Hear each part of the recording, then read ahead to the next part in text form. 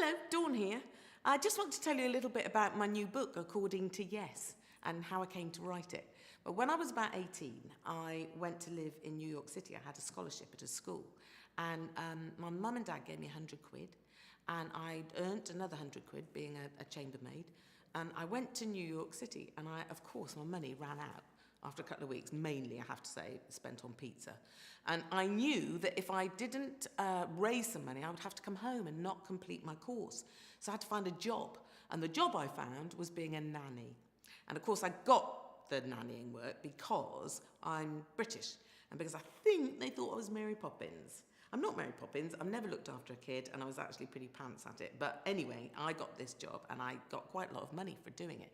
And my job, especially at the beginning, was to look after a little chap whose parents were getting divorced. So his mum had him 1 week, his dad had him the other week, his mum had him 1 week, his dad had him another week.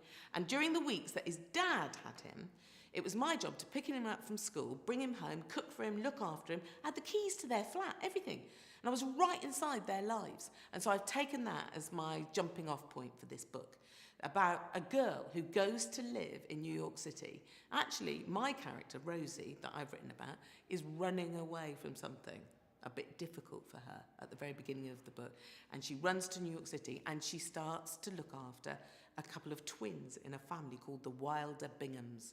And she's come to look after them, and of course she gets to know the family very well. Little does she realise she's arrived amongst a family who are extremely dysfunctional and ruled over by a very icy matriarch.